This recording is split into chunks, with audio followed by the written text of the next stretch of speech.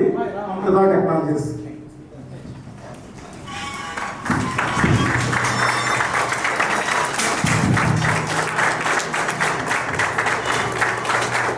Sharada biotics vice chairman Varaprasad Reddy గారికి స్వాగతం sir, సుస్వాగతం.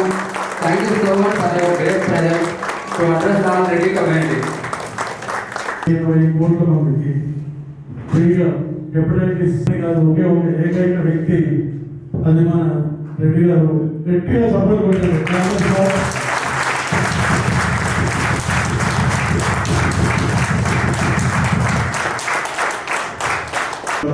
తనకి ఓపిక లేదు చెప్తాను, ఒకసారి అందరూ జాగ్రత్తగా వినండి.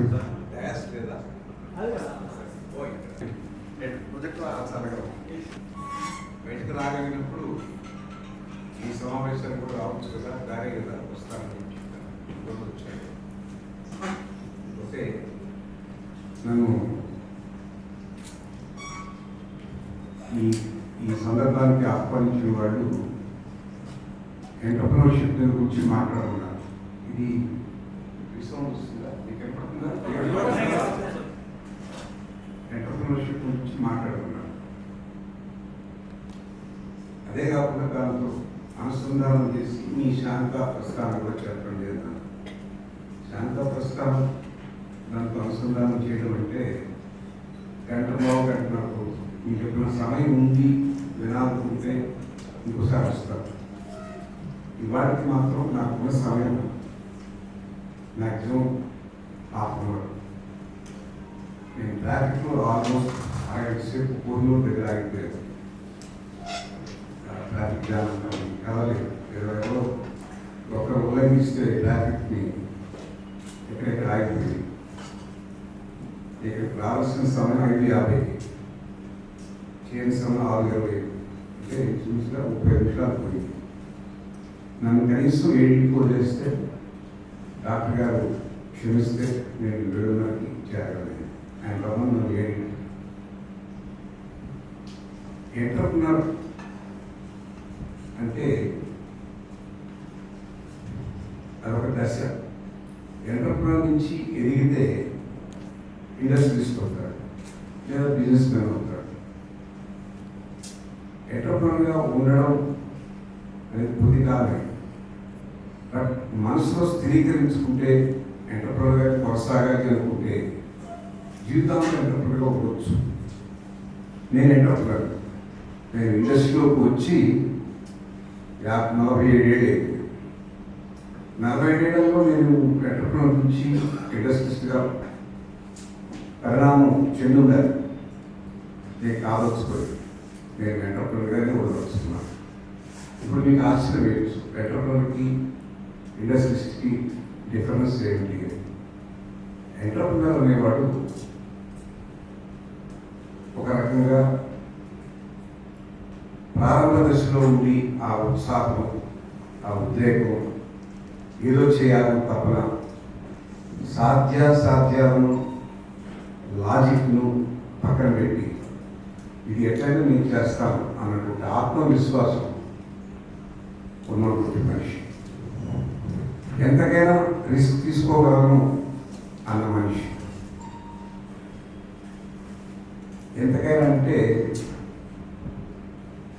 మామూలుగా ఇండస్ట్రీలో ఒక రకంగా ఎదిగిన తర్వాత, ఇండస్ట్రీస్ట్ అయిన తర్వాత ఇది నేను ఈ లైన్ తీసుకొని చేయొచ్చా చేయకూడదా, దీంట్లో సాధ్యాసాధ్యాలు ఏంటి,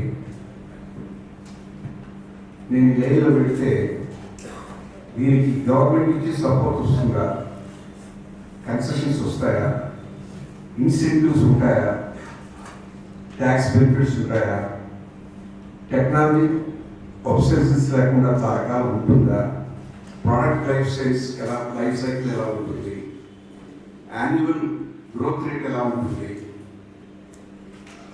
ఇట్లాంటి లెక్కలన్నీ వేస్తాడు ఇండస్ట్రీస్. ఎంటర్ప్రెన్యూర్కి ఇవన్నీ తెలియదు. అతనికి తెలిసిందల్లా అనుకుని చేయాలని తపన, ఎంతకైనా రిస్క్ తీసుకోవడానికి సిద్ధం. ఎందుకంటే అతనికి పోయింది ఏముండదు. ఎంటర్ప్రెన్యూర్గా స్టార్ట్ అయిన వాడికి ఒంటి మీద బట్టలు తప్పి ఏముండవు, సంకల్పం ఒకటే ఉంటుంది. ఇండస్ట్రీస్కి అప్పటికే కొంత డబ్బు చేస్తూ ఉంటాడు, స్థిరపడి ఉంటాడు, బిజినెస్లో పేరు సంపాదించుంటాడు, ప్రతిష్ట ఉంటుంది. Is known as a industrialist. చాలా సాధించేవి కూడబెట్టుంటాడు. ఒక పెద్ద పరిశ్రమకి దాని బిల్డింగు, దాని తాలూకు ఎక్విప్మెంటు, మనుషులు, మంది, మార్పులు అంతా ఉంటుంది. అది ఎక్కడ పోతుందో అని భయం వచ్చేస్తుంది. కాబట్టి అతను రిస్క్ తీసుకోడు. ఎంటర్ప్రినర్ దశ నుంచి ఎదిగి ఇండస్ట్రీస్ట్ అయిన తర్వాత లాజిక్ వచ్చేస్తుంది. నేను ఇది చేయతగునా, ఇది చేస్తే నా మేలుగా. అంటే అతను పొరపాటు పడి దెబ్బతింటే తను కొనేది పోతాయి అన్న భయం. ఎంటర్ప్రినర్కి ఏమవుతుంది? భయం దూకేస్తుంది. ఆ ఉత్సాహం అనేది పోయేది కూడా ఏముండదు. ఆయన కూడబెట్టింది ఏముండదు, జమ చేసుకుంది ఏముండదు. మనసులో సంకల్పం మాత్రం ఉంటుంది, ఇది చేయాలి నేను. అలాంటి వాళ్ళే చేస్తారు. రిస్క్ తీసుకోవడానికి ఎంటర్ప్రినర్ వెనకాడతారు, బిజినెస్ మెన్ వెనకాడతారు, ఇండస్ట్రియలిస్ట్ వెనకాడతారు. ఎందుకంటే వాళ్ళు already they gathered from mass, they don't want to lose it. వాళ్ళ పేరుకు భంగం కాకూడదు, వాళ్ళ ఆదాయానికి అడ్డుపడకూడదు, ఫెయిల్యూర్ అనిపించుకోకూడదు. సక్సెస్ చూశాడు కదా, ఒకసారి సక్సెస్ కోట్లు వేసుకున్నాక ఫెయిల్యూర్ ముసుగు తప్పుకోలేడు. కాబట్టి జంపుతాడు, లెక్కలేస్తాడు. చిన్న ఎగ్జాంపుల్ చెప్తాను.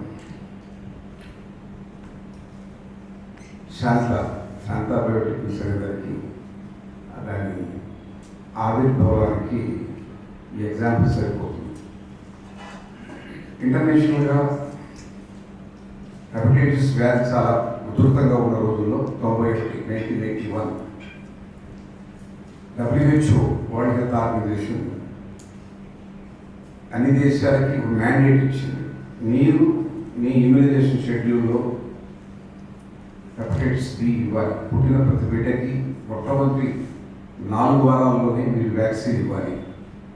ఇవ్వకపోతే మీరు ఆ షెడ్యూల్లో పెట్టకపోతే మీ దేశానికి మేము మా సహాయాలు ఉండవు, ఏ రకంగా మేము మీకు హెల్ప్ చేయం అని బెదిరించారు. ఎందుకంటే అది విపరీతంగా ఉంది. అప్పుడు మన దేశంలో 1991లో 45 million people are affected with hepatitis B. And వాళ్ళలో 30% పీపుల్ విల్ బికమ్ డిజేబుల్. కుటుంబానికి పనికిరాదు, వాళ్ళ తాలూకు ఖర్చు ఎక్కువ, వాళ్ళు ఆ రోగాన్ని భరించాలి, దానికి తిరుగులేదు. ఒకసారి వచ్చిందంటే దానికి క్యూర్ లేదు. వాళ్ళ ఉండి వాళ్ళలో 1% or 2% people go to cancer death. అందరూ చనిపోతారు కాదు, నిరుపయోగంగా ఇంట్లో ఉన్నాడు, అతనికి ఏ పని చేయలేడు, ఉద్యోగం కూలిపోతుంది. అతని ద్వారా 10 మందికి ఆ వ్యాధి సంక్రమించే అవకాశం ఉంది. చాలా ఈజీగా అవుతుంది. ఇప్పుడు ఎయిడ్స్ అయితే కేవలం through sex. Hepatitis B sex అక్కర్లేదు. ఒకే దువ్వెన వాడిన, ఒకే డ్రింకింగ్ గ్లాస్ వాడిన, ఒకే రేజర్ వాడిన, గేమ్ ఆడుతూ ఒకరినొకరు రబ్ చేసుకున్నారు, వచ్చేస్తున్నారు. వచ్చినప్పుడు వాళ్ళు విజయం అయిపోతారు, వాళ్ళు వ్యాప్తి చేస్తూ ఉంటారు వ్యాధిని. అందుకని WHO తీవ్రంగా పరిగణించి ఇది వేసుకోవాలి, అందరూ ఈ బిడ్డలకు వేయాలని తప్పనిసరిగా ఒక హుకుం జారీ చేశారు. చేసినప్పుడు మన భారతదేశం లాంటి కొన్ని దేశాలు దాన్ని అమలు పరచలేకపోయాయి. కారణం చాలా ఖరీదైనటువంటిది. అది కేవలం 2 దేశాల్లోనే ఉత్పత్తి అవుతుంది, యూకేలోను యూఎస్ఏలో. దాని ఖరీదు ఇక్కడ $100 ఒక డోసు. ఒక బిడ్డకు 3 డోసులు ఇవ్వాలి. అంత ఖరీదైనటువంటి వ్యాక్సిన్ని గవర్నమెంట్ ఇమ్యూనైజ్ షెడ్యూల్లో పెడితే ఫ్రీగా ఇవ్వాలి. ఇమ్యూనైజ్ షెడ్యూల్ ఏంటి? బిడ్డ పుట్టినప్పుడు ఆటోమేటిక్గా వేసే వ్యాక్సిన్ అని ఇమ్యూనైజ్ షెడ్యూల్ అంటారు. మీకు తెలుసు, DPT, diphtheria, pertussis tetanus, measles, mumps, rubella, BCG ఇలాంటి వ్యాక్సిన్ బిడ్డ పుట్టిన తర్వాత ఇస్తారు. ఆ కోవలోని ఈ హెపటైటిస్ బి కూడా ఇవ్వాలి. ఇవ్వాలంటే గవర్నమెంట్ దాన్ని సేకరించాలి. సేకరించాలంటే డబ్బు పెట్టుకోవాలి. మన దేశంలో తయారు కావట్లేదు. దాన్ని ఇంపోర్ట్ చేయాలి.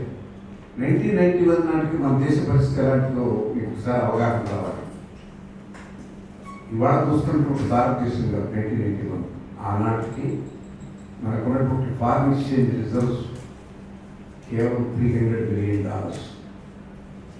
ఇప్పుడు మన రిజర్వ్స్ 700 బిలియన్. మనం మిలియన్స్ నుంచి బిలియన్స్కి ఎదిగాం. దేశం చాలా ప్రోగ్రెస్ చేసింది, కానీ దాని బాధ్యత అనుకున్నాయి. దేశం పెరిగింది, సంపద పెంచుకుంది అనుకుంటున్నాను, కానీ సంపద దేశం మొత్తం మీద అందరికీ రాలేదు. 1% of the population only got the benefit. అదానీలు, అంబానీలు, మిగతా వాళ్ళంతా పావర్టీ లైవ్లో ఉన్నాం. అది వేరే విషయం, ఆ సబ్జెక్ట్ వేరే. మనం మాట్లాడుకోవాల్సింది ఆనాడు గవర్నమెంట్ దాన్ని ఇంపోర్ట్ చేసి పిల్లలకు ఉచితంగా ఇచ్చే అవకాశం లేదు. కారణం ఇంపోర్టేషన్ డాలర్స్ ఖరీదు లేవు, ఖరీదు కూడా చాలా ఎక్కువ. ఒక్కొక్క వ్యాక్సిన్ని ఇంపోర్ట్ చేసి అమ్మడానికి ఆ రోజుల్లో 850 నుంచి 1200 రూపాయలు ఉండేది. 3 డోసులు అంటే 3600 రూపాయలు. మిగతా వ్యాక్సిన్ అంతా 40 రూపాయలు, 50 రూపాయలు. ఇది మాత్రం 1200 రూపాయలు. అందుకని గవర్నమెంట్ దాని గురించి మాట్లాడలేదు. గుట్టుచప్పుడు కాకుండా ఉంది, వేసుకోవట్లేదు. కాబట్టి WHO చాలా కోపంగా తీవ్రంగా హెచ్చరించింది. ఆ సమయంలో ఇతర వైట్ పీపుల్, ఈ బెగ్గర్స్ లాంటి వాళ్ళు వీళ్ళు they come for they vaccines with begging go. ఎంతకాలం ఈ బెగ్గర్స్ మనం కాపాడగలని అసహ్యంగా మాట్లాడుతున్నారు. అది విన్న నేను మన దేశానికి ప్రతిష్టేమిటి, మనల్ని ఆఫ్రికన్ కంట్రీస్తోనూ, బంగ్లాదేశ్తోనూ, పాకిస్తాన్తో పోల్చడం మనం ఎందుకు వేసుకోలేము, మనం ఈ వ్యాక్సిన్ వేసుకోవాలని చెప్పి ఉద్దేశంతో ఇండియాకి వచ్చి ఇది ఏంటన్నది జెనీవాలో.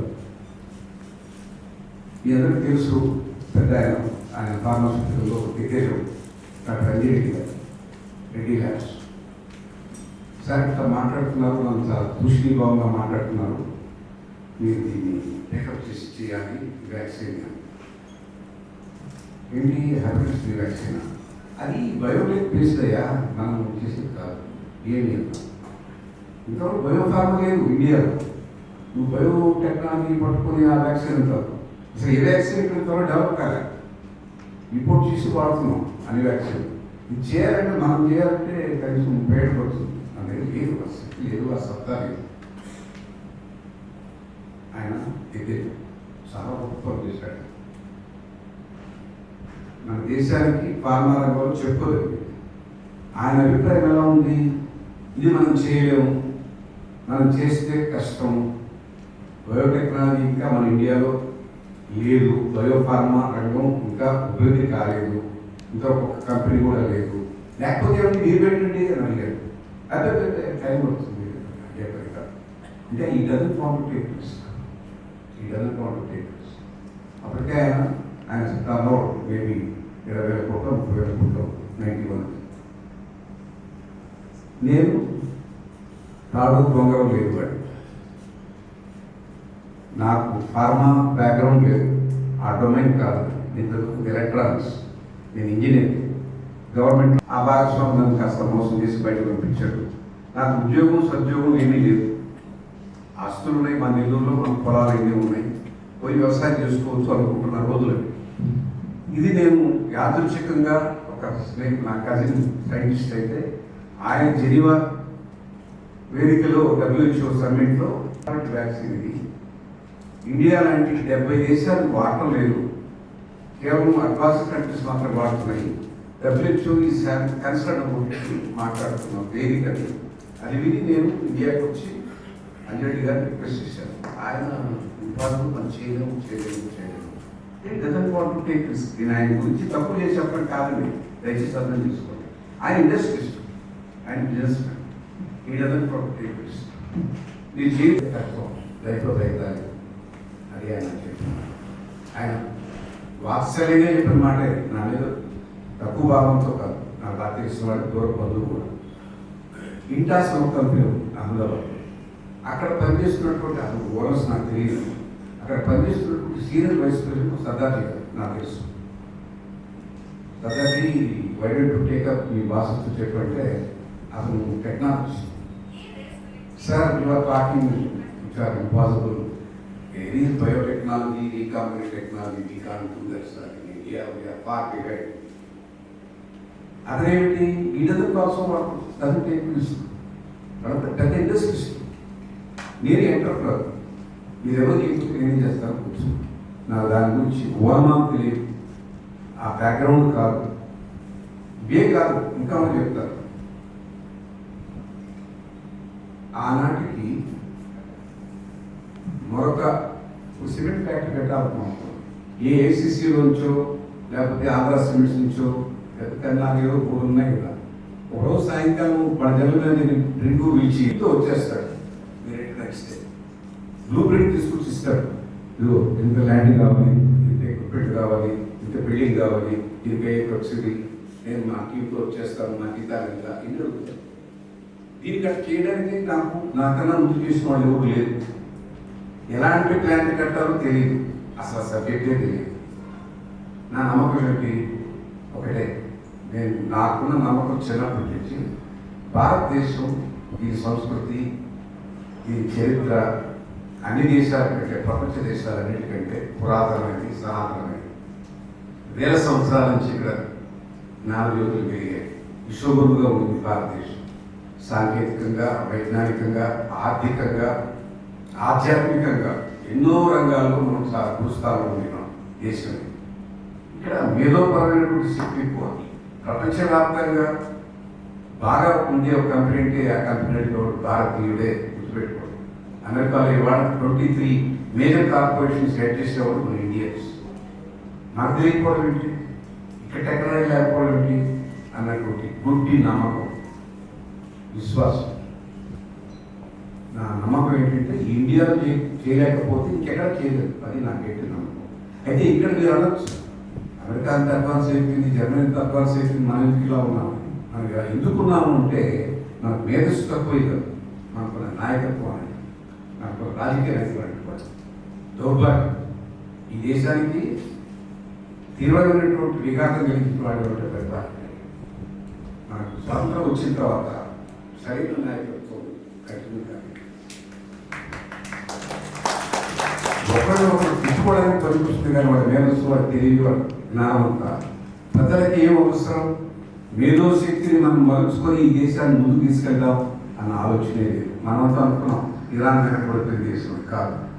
ఇరాన్ ఇవాళ అమెరికాకి నిలబడి జవాబు చెప్తున్న కారణం ఏంటి? మేధోపరంగా చాలా ఎదిగారు. ఎవరికి తెలియదు, మనం ఇంకా ఎదగలేదు. ఎదిగే అవకాశం మనకున్నా ఏం చేసాం మనం? మన పిల్లలకి ఇచ్చిందని వాళ్ళకి కొంచెం కంప్యూటర్ ట్రైనింగ్ ఇచ్చేసి అమెరికా తోలిస్తాం. వాళ్ళు అడుగు చేసిన పని ఏంటి? కూలి పని. కూలి పని డైలీ వేజెస్ పడిస్తారు, అది కూలిపోతారు. వీళ్ళు ఏం చేస్తారు? గంటకి $40 ఇస్తారు. $40 తీసుకున్నట్టు వేసి ముఠా తీసుకుని జోబులు వేసుకుంటాడు. మిగతా $40 మీకు ఇస్తారు. వీడు అక్కడ ఏదో కొనుక్కుంటాడు, ఇవి $20 వినియోగం ఇస్తారు. ఆ రకంగా 300 మిలియన్ నుంచి 700 బిలియన్ దాకా వచ్చింది. దేశ సంపద పెరిగింది కాదు. కానీ వీళ్ళు ఒక్కటన్నా మన ఐటీలో చాలా పులింగం అని చెప్పుకుంటాం కదా, ఒక్క పేటెంట్ అన్నాక మన ఇండియన్ కంపెనీస్కి టీసీఎస్ కానీ, విప్రో కానీ, ఇన్ఫోసిస్ కానీ, ఈ మేధా కంపెనీలంతా ఎంత చదువుతాం కష్టపడే. మనకంటూ ఒక ప్రోడక్ట్, మన విండోస్ మనం చేసుకోలేమా? ఆఫీస్ మనం చేసుకోలేమా? ఇవన్నీ వాళ్ళు చేసి పెడుతున్నాం. వాళ్ళు దాని ఆదాయాలు అనుభవిస్తున్నారు, మన జీతం అది చదువుతున్నారు, అది తీసుకోవాలి. సత్యానందని ఎక్కడ పెట్టి చేయలేడా? అక్కడికే గురి చేయాలా? ఇచ్చాయి గూగుల్ ఏమి ఇండియాలో చేయలేదా? అక్కడే గురి చేయలేదా? చేయలేను అని అంటాడు వాడు అడిగితే. కారణం చెప్తారంటే నీ వ్యవస్థ అలా ఉంది, నీ రాజకీయ నాయకుడు నేను ఇచ్చి పెడతానంటే నాకేమి ఇస్తాను అనుకున్నాడు. కాబట్టి రాలేదు. మీ కాదు మేధస్సు తక్కువ కాదు. సరే, ఈ కంబ్యాక్ టు నేను చేస్తాను కాదు. ఆనాటికి టెక్నాలజీ లేదు, నాకు తెలియదు, నేను చదువుకుంది ఎలక్ట్రానిక్స్. సరే, ఇవన్నీ ఒక పక్కన పెడతాం. అడిగి కావాలి కదా ఏ కంపెనీ. నాకున్నటువంటి ఆస్తి అంతా అమ్మినా కూడా ఆ రోజు ఎంపీ 90 ఉన్నాడు. 3 కోట్లు 2 కోట్లు అంతే. మా నాన్న అడిగితే 68 లక్షలు ఇచ్చాడు. ఏదో వీడు పొలం అమ్మలేదు, చాలా జాగ్రత్త పడ్డాడు. అదే నువ్వు చేస్తానున్నావు, నువ్వు రిస్క్ తీసుకుంటున్నావు, నేను మా అబ్బాయి అప్రిషియేట్ యూ, నేను కూడా ఇస్తాము చూస్తున్నావు, నీ దాని సబ్జెక్ట్లో పెడుతున్నావు, సరే నీకు ఇస్తాను చెప్పని సస్యశామమైన పంట పొలాలు అనుకున్నా వీళ్ళన్నీ 60 లక్షలు ఇస్తాము తీసుకొచ్చాడు. అది ఏమో సరిపోతుంది. బ్యాంకులకు వెళ్తే మన బ్యాంకులు ఎలా ఉంటాయో మీకు తెలుసు. ఇంతకుముందు ఇప్పుడు నేను చేస్తున్నారా ఈ హెపటైటిస్ బి చేయలేదు కాబట్టి నేను వచ్చాను. బిజినెస్ లేకపోతే మేము డబ్బులు ఇవ్వము. అంటే ఈ దేశంలో ఇన్నోవేషన్ చేస్తానంటే, నేను కొత్తది చేస్తానంటే నీకు అనుభవం ఉండాలి, అప్పుడు కానీ నేను డబ్బులు ఇవ్వండి. మీరు మ్యారేజ్ బ్యూరోకి పెళ్లి చేసుకుంటారంటే పెళ్లి చేసుకుంటే చేస్తారంటారు. అలాంటి దౌర్భాగ్య స్థితిలో మనం ఇన్నోవేషన్ అసలు స్థానే లేదు. అర్థం మైండ్ సెట్తో పెట్టేస్తారు. బానిస బతికింది. దాన్ని మార్చేటటువంటి దిక్కు దివాణం లేదు. మన నాయకులు విద్యా విధానం మార్చలేదు. మన విద్య నుంచి మనం దూరం చేశారు. కేవలం బ్రిటిష్ వాళ్ళు వాళ్ళకి అనుకూలమైన క్లర్కులు తయారు చేసుకుని విద్యను ప్రవేశపెట్టారు. అదే కంటిన్యూ అవుతుంది. ఒకరికన్నా వాళ్ళ మాతృభాష చదువుకునే అవకాశం ఉందా? ఫ్రెంచ్ వాళ్ళు వాళ్ళ మాతృభాష చదువుకుంటారు, జర్మన్స్ వాళ్ళ మాతృభాష చదువుకుంటారు, జపనీస్ వాళ్ళ మాతృభాష చదువుకుంటారు, చైనీస్ వాళ్ళ మాతృభాష చదువుకుంటారు. మన భారతదేశానికి ఏం కారణం? ఇంగ్లీష్ చదువుకుంటారు. ఎప్పుడైతే మన మాతృభాష మర్చిపోతామో మన సంస్కృతి దూరం అవుతాం, మన జ్ఞానానికి దూరం అవుతాం, మనకి ఎంత శక్తిలో మనకు తెలియదు, మనం ఎంత బలహీనో మాత్రం మనకు తెలుసు. సరే పట్టబెట్టి బ్యాంకు ఆ రకమైన దాంట్లో నువ్వు ఎలక్ట్రాన్స్ వాడి ఉద్యోగం చేస్తావు. రూపాయి శాంతాకి ₹1 కూడా ఇండియన్ బ్యాంక్ నుంచి ₹1 కూడా. సరే ఇది డబ్బు లేదు, టెక్నాలజీ నా దగ్గర లేదు, కోరిక చేయాలి. ఇది మెడికల్ ప్రోడక్ట్. వ్యాక్సిన్ అంటే ఒక జీవి శరీరం లోపల పెట్టుకుంటారు. దీన్ని చేయాలంటే మీరు టూత్ పేస్ట్ సోప్ లాగా కాదు, దీనికి regulatory system drug control general of India అంటారు. ఆయన దీన్ని టెస్ట్ చేసి అనేక దశల్లో మొదటి దశ జంతువుల మీద ప్రయత్నం చేయాలి. జంతువులు సేఫ్గా ఉన్నాయనుకున్న తర్వాతే మనిషి మీద ప్రభావం చూడాలి. మనుషుల మీద కూడా బాగుంది అనుకో 10 మంది మీద 20 మంది చేస్తారు. వాళ్ళు కూడా బాగానే ఉంది అనుకున్నప్పుడే 10 లైసెన్స్ ఇస్తారు, మనం ప్రొడ్యూస్ చేయాలి. ఇవి టెస్ట్ చేయడానికి వాడికి ఒక ప్రోటోకాల్స్ ఉంటాయి, రెగ్యులేటరీ ప్రోటోకాల్స్. అవి లేవు ఎందుకంటే అది ఇప్పుడు చేసిన బాగా పోలేదు. నేను ఫస్ట్ టైం చేయాలి. అది చేయడానికి మీ దగ్గర దగ్గరలో వీళ్ళు ప్రోగ్రామ్ పెట్టి క్యారీ బడల్ దగ్గర కూడా అది సహకరించే చేద్దాం ఉంటుంది, అది చేద్దాం ఉంటుంది. ఇండియాకి వచ్చి ఇండస్ట్రీస్ కలిపి వాళ్ళు చేయలేము ఉంటుంది, నేనే చేస్తాను. నేను తెలియదు కాబట్టి టెక్నాలజీ కోసం మనీ 300 అడిగారు. ఇది చేసిన కంపెనీకి వెళ్ళారు. వాడు అన్నమాట 2 కూర్చోండి రెండు మాటలు. నేను అపాయింట్మెంట్ అడిగాను టెక్నాలజీ ట్రాన్స్ఫర్ వాడిని అయితే ఒక 1 వీక్ తర్వాత ఇచ్చాడు. ఇచ్చిన తర్వాత వెళ్ళాను. లోపల పోతే ముందు ఫస్ట్ వాడని మాట్లాడారు. ఇవాళ ఫ్రమ్ ఇండియా చేస్తారు. Very poor country. అమాయించుతాం. Okay let me talk to you about business and whatever technology. Why do you need vaccine? You have enough children. Annually you produce so many. You need a vaccine? అంటే 100 మంది పుడతారో మీకు ఆ పిల్లలు బతికే ప్రశస్తే vaccine అవసరం. White organs కావాలండి. అది కూడా నన్ను రెచ్చగొట్టింది కానీ దుగులు పడేట్టుగా వాడు నన్ను అవమానం చేస్తే వాడికి చెప్పమని లేకపోతే నాకు కోపం తగ్గవచ్చు. అది కాదు తెలుసుకుని చివరి వాడు అన్నమాట ఏంటంటే ఇదే, even if you can afford to paying technology fees $100 million, I give technology to you, but your scientists cannot absorb this technology for 3 decades. You are far behind us. That I didn't accept. Maybe I have more children, maybe our country is poor, far sick. It's not correct. I told you, 1% of the rich people in this country enjoy 95% of the country's wealth. Unequally distributed. If it is properly distributed, everyone is rich. మీకు తెలుసు తెలీదు, gold reserves ఇండియాలో ఉన్నంత ఎక్కడ ఏ దేశంలో లేదు. మన అందరి ఇళ్లలో ఉన్న గోల్డ్ అంతా కానీ జమ చేస్తే ఇండియా రిచెస్ట్ కంట్రీ. మన దేశ పరిస్థితి. ఆ WHO వాళ్ళు బెగర్స్ అన్నారు కదా అని నేను ఒక పనిగా పెట్టుకుని 10% ప్రొడక్షన్ ఫ్రీగా ఇచ్చారు. నన్ను పరిచయం చేసిన వాళ్ళు కొంచెం అసత్యం చెప్పారు. అంతా నేను ఫ్రీగా ఇచ్చారు, అంతా ఫ్రీగా అయిపోయారు. 10% ఫ్రీగా ఇచ్చింది. డోనర్స్గా మిగిలారు. My company is donor company, not a beggar. అంతవరకు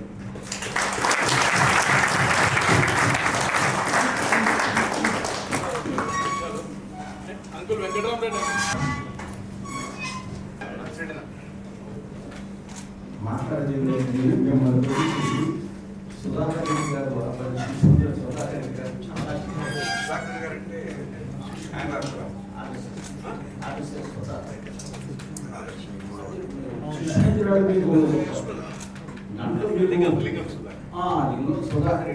వీరు ఎంత ఒక ధార్మిక వ్యక్తులు అంటే పట్లగూడలో మాది 21 ఎకరాలు ఒక శిశు మందిరం ఉన్నది.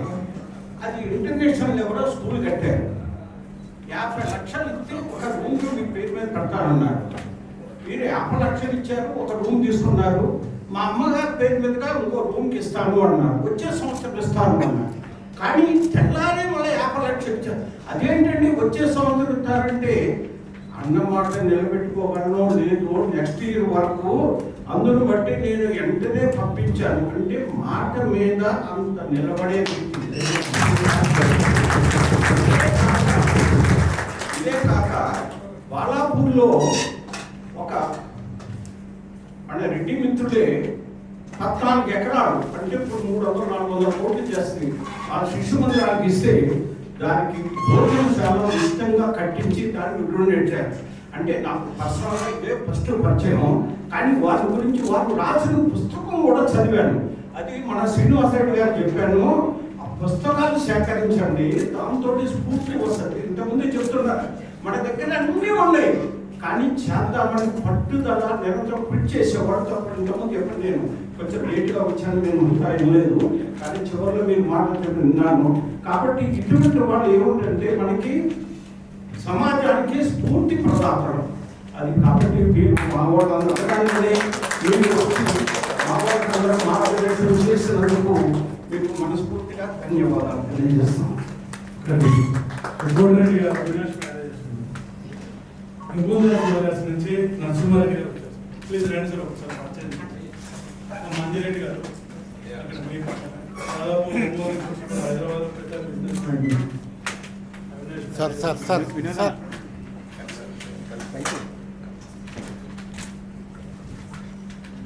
నరసింహారెడ్డి గారు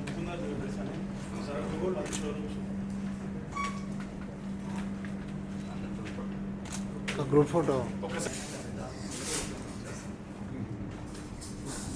పూర్వకంగా ఆర్పీజీ తరపున ధన్యవాదాలు తెలియజేస్తున్నాం సార్. మీరు చెప్పిన ప్రతి మాటలో అనుభవం ఉంది, బాధ్యత ఉంది. అందరికీ ఒక గొప్ప సందేశం ఇచ్చారు మీరు మాకు ఈరోజు ఆర్పీజీ మీటింగ్ లో. Thank you so much sir, ఈ అద్భుతమైన స్పీచ్ మీరు ఇచ్చినందుకు.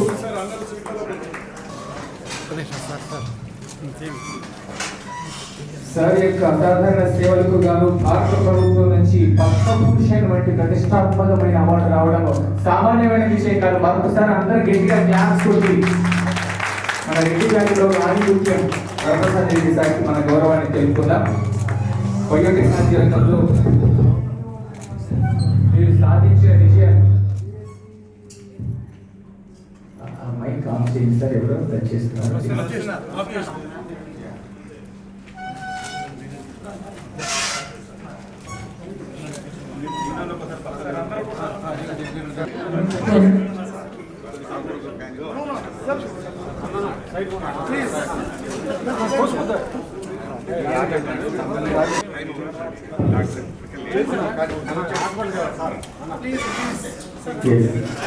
అందరూ కూర్చోండి. ప్లీజ్ విజిట్ అండి. మన కంటిన్యూ అవుతుంది మీటింగ్. కంటిన్యూ ఎక్కడైతే స్టాప్ అయిందో అక్కడ నుంచి కంటిన్యూ చేద్దాం.